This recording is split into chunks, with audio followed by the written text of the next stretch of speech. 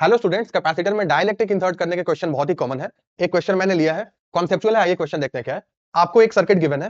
Question में दो capacitor parallel में कनेक्टेड है एंड एक बैटरी जिसका एम है V वोल्ट गिवन है, वो भी कैपेसिटर के अक्रॉस कनेक्टेड है। इनिशियली आपको गिवन है कि स्विच क्लोज है, दोनों ही कैपेसिटर पे कुछ चार्ज अटेन करेंगे।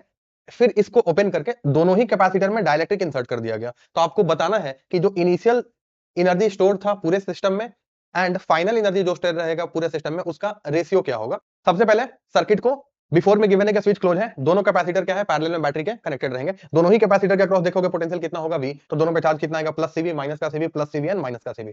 इस टोटल कैपेसिटर का एनर्जी लिखने के लिए मैंने C इक्विवेलेंट निकाल लिया। आपको पता है दोनों ही कैपेसिटर पैरेलल में कनेक्टेड है, C इक्विवेलेंट कितना हो जाएगा 2C। तो आप डायरेक्ट एनर्जी क्या लिखोगे, half C equivalent into V square. तो C इक्विवेलेंट का वैल्यू डाल दिया 2C, तो अपना एनर्जी इनिशियल कितना आ गया CV स्क्वायर। अब क्या बोला है कि स्विच यहां से ओपन हो गया एंड दोनों में डायरेक्ट इंसर्ट करते हैं। तो आफ्टर का डायग्राम देखते हैं। अगेन आफ्टर का डायग्राम आप देख लो। यहां से स्विच ओपन हो चुका है, ये वाला कैपेसिटर सर्किट से हट चुका है। इनिशियली अगर आप इस कैपेसिटर पे देखोगे तो चार्ज कितना था, प्लस का CV एंड माइनस का CV। तो अभी भी इस पे चार्ज प्लस का CV एंड माइनस का CV ही रहेगा। ये वाला कैपेसिटर अपना सर्किट से क्या होगा, आइसोलेटेड, इस पे चार्ज चेंज नहीं होगा।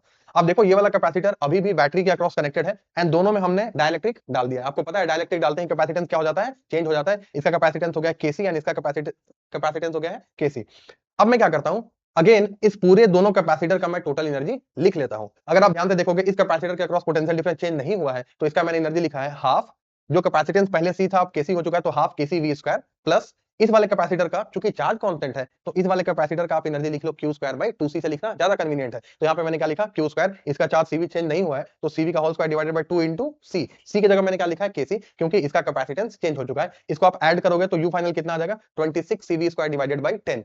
आप दोनों का रेशियो ले लो, U initial upon U final. U initial का वैल्यू कितना है, हाफ CV स्क्वायर है एंड U फाइनल का वैल्यू कितना है 26 CV स्क्वायर। आप रेशियो लोगे, रेशियो इज इक्वल्स टू 5/30।